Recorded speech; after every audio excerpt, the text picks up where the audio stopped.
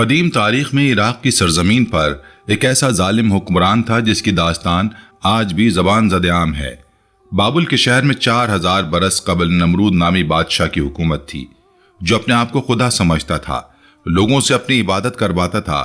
ایک شب نمرود نے اپنے خواب میں دیکھا کہ آسمان پر ایک ستارہ بلندی اختیار کرتا ہے جس کی روشنی سورج اور چاند کی ضیاء کو مانند کر دیتی ہے۔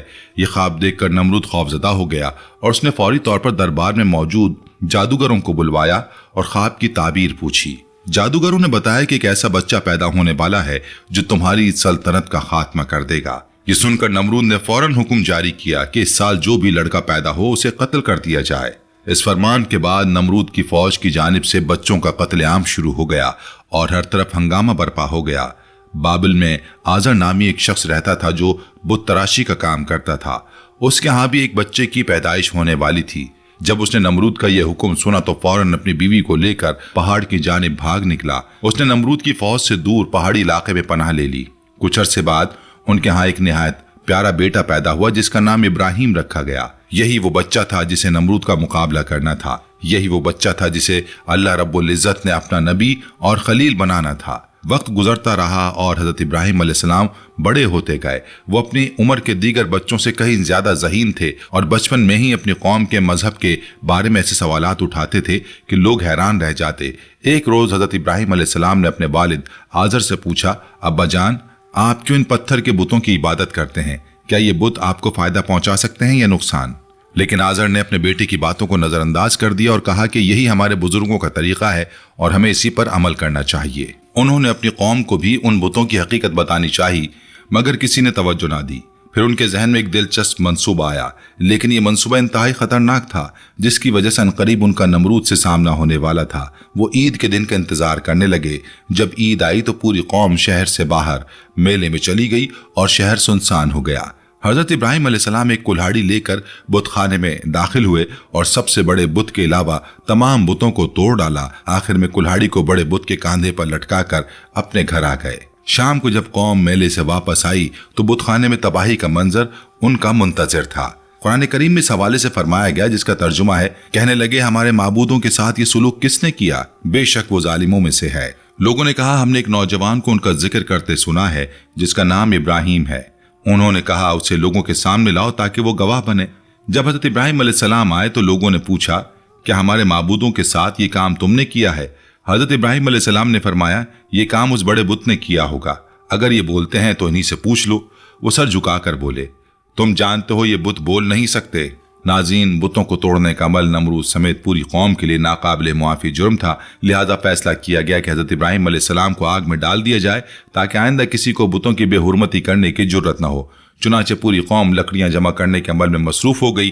ایک مدت تک قوم لکڑیاں جمع کرتی رہی۔ جب لکڑیوں کا پہاڑ کھڑا ہو گیا تو ایک انتہائی گہری خندق کھود دی گئی اور لکڑیوں کا یہ ڈھیر اس میں ڈال دیا گیا۔ ناظرین، اسرائیلی روایات میں آتا ہے کہ بہت زیادہ گہرائی میں ہونے کے باوجود بھی لکڑیوں کا ڈھیر آسمانوں سے باتیں کر رہا تھا۔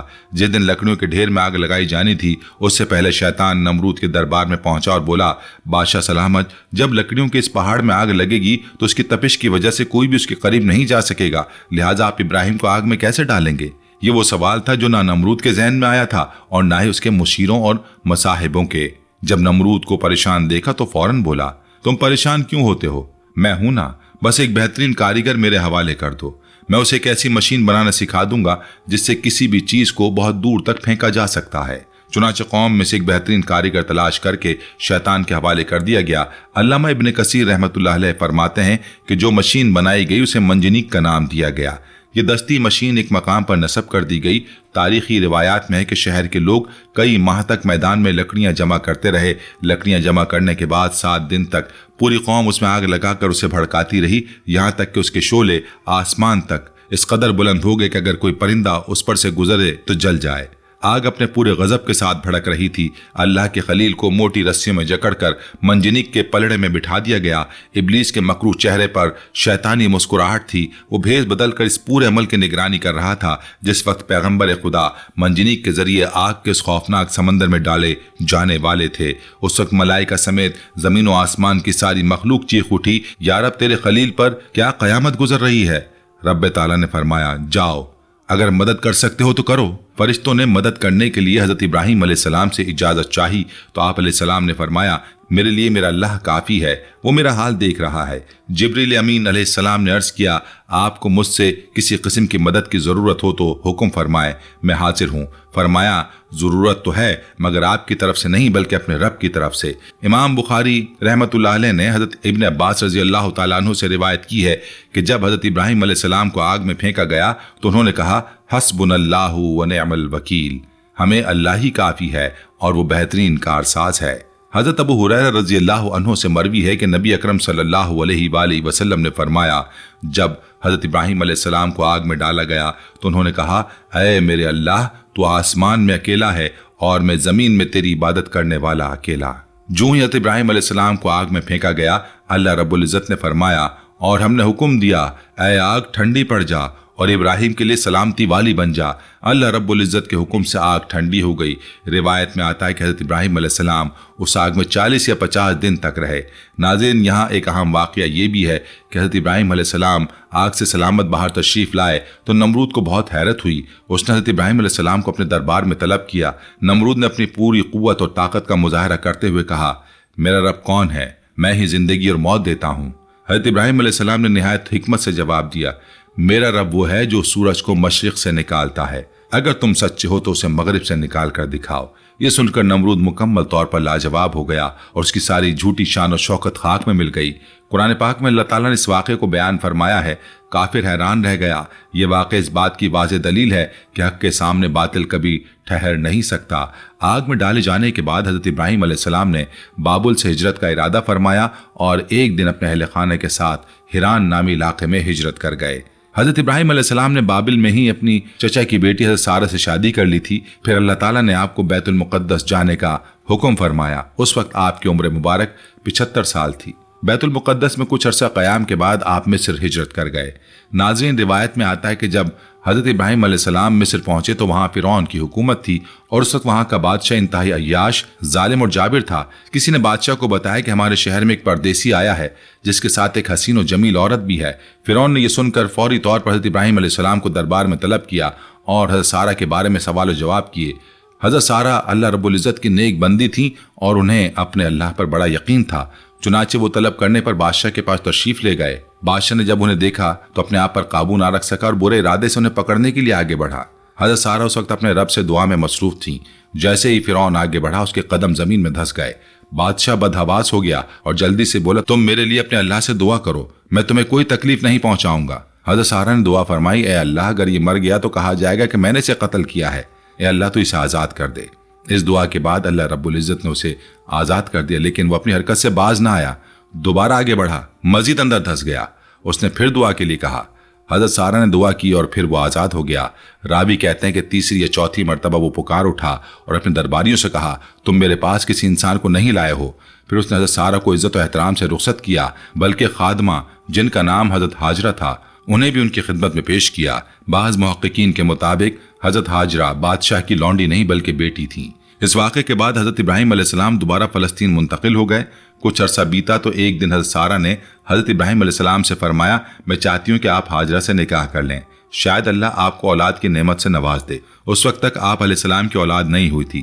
حضرت سارہ نے آپ کا نکاح حضرت ہاجرہ سے کروا دیا۔ اللہ تعالیٰ نے سال بھر بعد ہی حضرت ہاجرہ کے بطن سے حضرت اسماعیل علیہ السلام کو پیدا فرمایا۔ جب حضرت اسماعیل علیہ السلام کی پیدائش ہوئی تو حضرت ابراہیم علیہ السلام کو حکم ملا کہ وہ سیدہ ہاجرہ اور حضرت اسماعیل کو جنگل میں چھوڑ آئیں۔ حضرت ابراہیم علیہ السلام نے حضرت ہاجرہ اور حضرت اسماعیل علیہ السلام کو ساتھ لیا اور سرزمین مکہ کی جانب روانہ ہو گئے۔ حضرت ابراہیم علیہ السلام اپنی زوجہ اور لخت جگر کے ساتھ صحرا، پہاڑوں اور میدانوں کو عبور کرتے ہوئے ایک ایسی وادی میں پہنچے جہاں دور دور تک چرند پرند نہ تھے اور نہ ہی پانی کا نام و نشان۔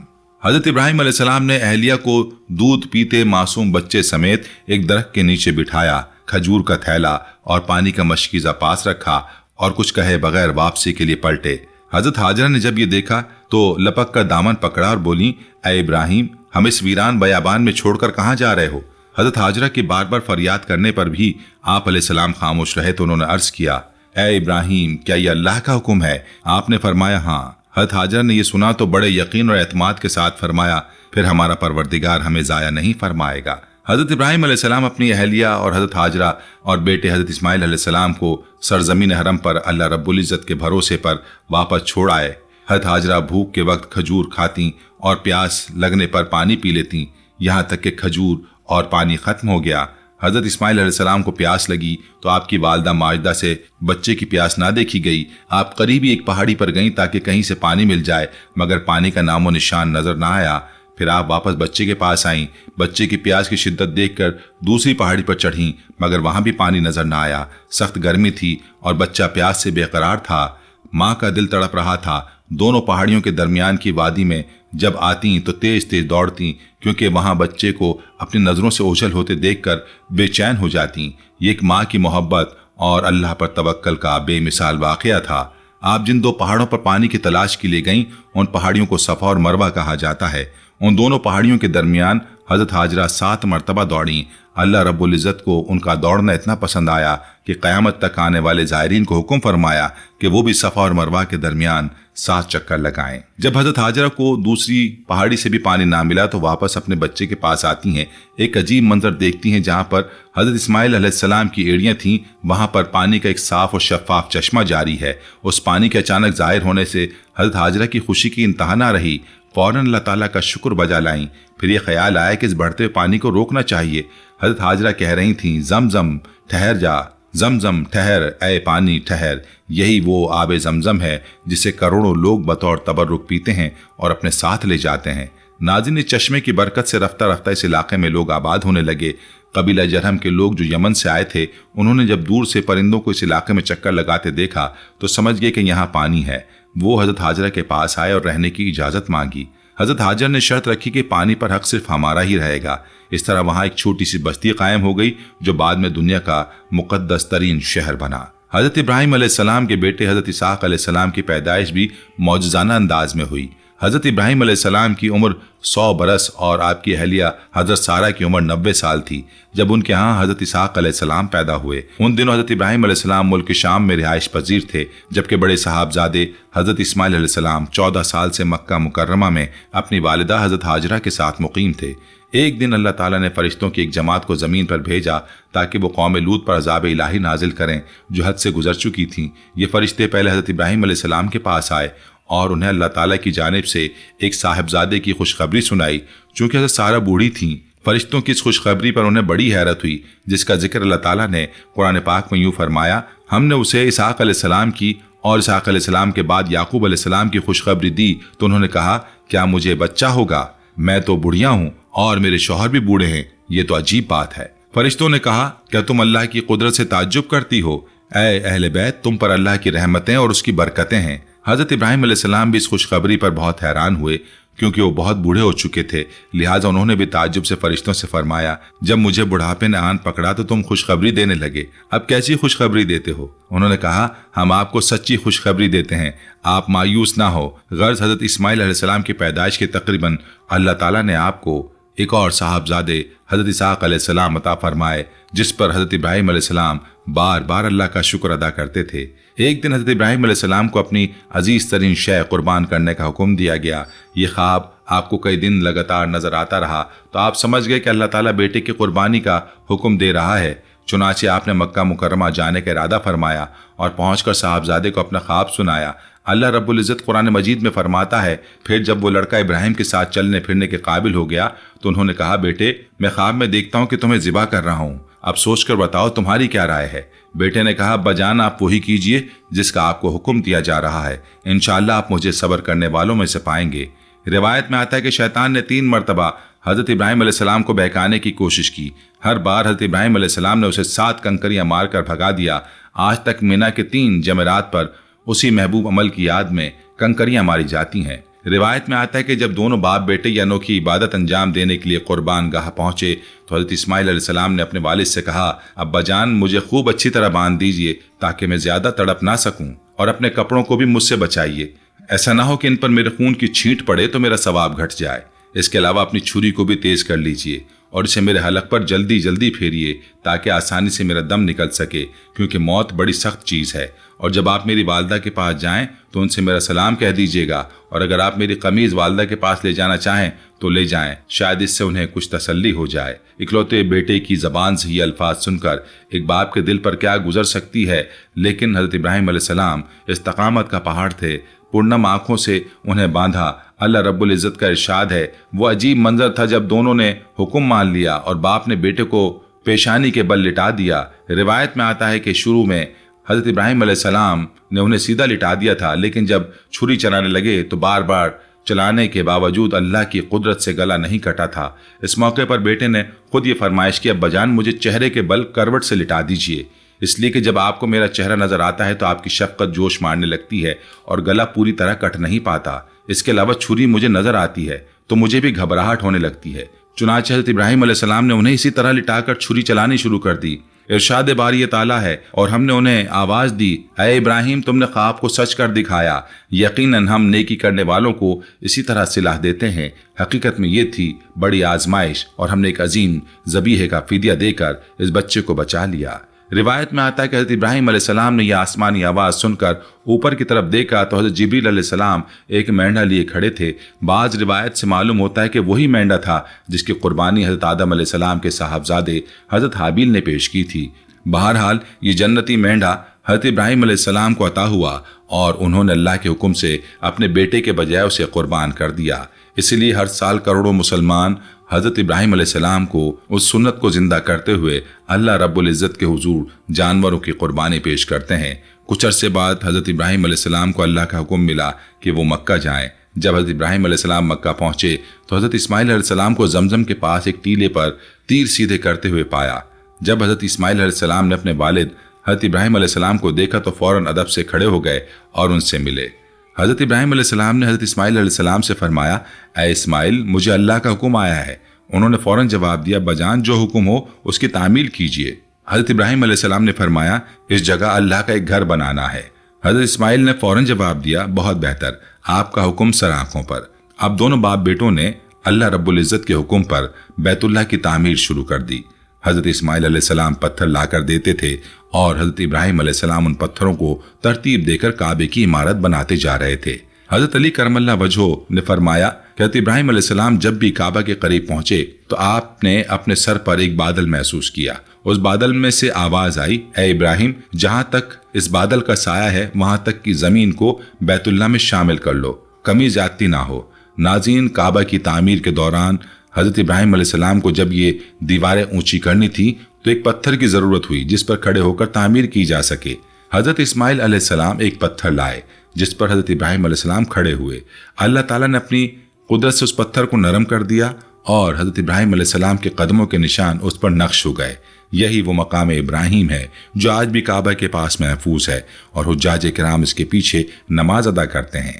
جب حجر اسود کی جگہ پر پہنچے تو حضرت ابراہیم علیہ السلام نے حضرت اسماعیل علیہ السلام سے کہا، بیٹا کوئی اچھا سا پتھر ڈھونڈ کر لاؤ۔ کچھ دیر بعد جب حضرت اسماعیل علیہ السلام پتھر لائے تو دیکھا کہ حضرت ابراہیم علیہ السلام ایک بہت ہی خوبصورت پتھر وہاں لگا چکے ہیں۔ پوچھا، یہ پتھر کون لایا ہے؟ آپ نے فرمایا، اللہ کے حکم سے یہ پتھر حضرت جبریل علیہ السلام آسمان سے لے کر آئے ہیں۔ اسی پتھر کو حجر اسود کہا جاتا ہے۔ جب دونوں باپ بیٹے کی تعمیر مکمل ہونے کے قریب پہنچی تو دونوں نے اللہ رب العزت کے سامنے یہ دعا کی، اے ہمارے پروردگار ہم سے یہ خدمت قبول فرما لے، بے شک تو اور صرف تو ہی ہر ایک کی سننے والا ہے، ہر ایک کو جاننے والا ہے۔ سورہ بقرہ کی آیت نمبر 260 میں حضرت ابراہیم علیہ السلام کا ایک انتہائی حیرت انگیز معجزہ بیان کیا گیا ہے۔ اللہ رب العزت کا ارشاد ہے، اور اس وقت کا تذکرہ سنو جب ابراہیم نے کہا تھا، میرے پروردگار مجھے دکھائیے کہ آپ مردوں کو کیسے زندہ کرتے ہیں۔ اللہ نے کہا، کیا تمہیں یقین نہیں؟ کہنے لگے، یقین کیوں نہ ہوتا، مگر یہ خواہش اس لیے ہے کہ میرے دل کو پورا اطمینان حاصل ہو جائے۔ اللہ نے کہا، اچھا تو 4 پرندے لو اور انہیں اپنے سے مانوس کر لو، پھر انہیں ذبح کر کے ان کا ایک ایک حصہ ہر پہاڑ پر رکھ دو، پھر انہیں بلاؤ، وہ چاروں تمہارے پاس دوڑے چلے آئیں گے، اور جان رکھو اللہ پوری طرح صاحب و اقتدار و حکمت والا ہے۔ حضرت ابراہیم علیہ السلام نے ایسا ہی کیا، اور جب انہوں نے پرندوں کو پکارا تو اللہ تعالیٰ کے حکم سے چاروں پہاڑوں پر رکھے ہوئے پرندوں کے مختلف اعضاء ان کی طرف آتے رہے اور جڑتے رہے، یہاں تک کہ ان کے بدن کے تمام اعضاء آپس میں جڑ گئے اور ان پر پہلے کی طرح پر آ گئے، اور وہ زندہ ہو کر اڑ گئے۔ دعا۔ اے اللہ، ہم سب تیرے بندے ہیں، تیرے ہی در کے سوالی ہیں، تیرے ہی رحم کے طلبگار ہیں اور تیرے ہی سامنے جھکنے والے ہیں۔ تو غفور ہے، رحیم ہے، کریم ہے، تو بخشنے والا ہے، درگزر کرنے والا ہے۔ تو سب جانتا ہے، ہم کچھ نہیں جانتے۔ تو سب کچھ کر سکتا ہے، ہم کچھ بھی نہیں کر سکتے۔ یا اللہ، ہمیں اس حال میں نہ چھوڑ کہ ہم اپنے نفس کے حوالے کر دیے جائیں۔ ہمیں ہمارے گناہوں کی وجہ سے تباہ نہ کر، ہماری لغزشوں کو درگزر فرما، ہماری کوتاہیوں کو معاف فرما، ہمارے دلوں کو ہدایت دے، ہماری زبانوں کو سچائی پر قائم رکھ اور ہمارے اعمال کو اپنے لیے خالص بنا دے۔ یا رب العالمین، ہم کمزور ہیں، ہم بھولنے والے ہیں، ہم بار بار گناہ کرنے والے ہیں، مگر تو ہر بار معاف کرنے والا ہے۔ ہم نے دنیا کی محبت میں تیری یاد کو بھلا دیا، مگر اے رب تو ہمیں مت بھولا۔ ہمیں اپنے ذکر سے زندہ رکھ، اپنی عبادت میں لگا دے اور اپنے محبوب صلی اللہ علیہ وآلہ وسلم کی سنت پر عمل کرنے والا بنا دے۔ یا ارحم الراحمین، ہمیں وہ آنکھیں عطا فرما جو تیرے خوف سے اشک بار ہوں، وہ دل عطا فرما جو تیری عظمت سے کانپ اٹھے، وہ زبان عطا فرما جو ہر وقت تیرا ذکر کرے، اور وہ زندگی عطا فرما جو تیری رضا میں گزرے۔ اے مالک یوم الدین، جب ہمارے جنازے اٹھیں تو ہمیں ان لوگوں میں شامل فرما جن کے لیے فرشتے دعائیں کرتے ہوں۔ جب ہمیں لحد میں اتارا جائے تو ہماری تنہائی کو اپنی رحمت سے آباد فرما۔ جب حساب کا وقت ہو تو ہمیں اپنے محبوب صلی اللہ علیہ وآلہ وسلم کی شفاعت فرما۔ یا ارحم الراحمین، ہمیں موت کی حقیقت یاد دلا۔ یا ارحم الراحمین، ہمیں موت کی حقیقت یاد دلا۔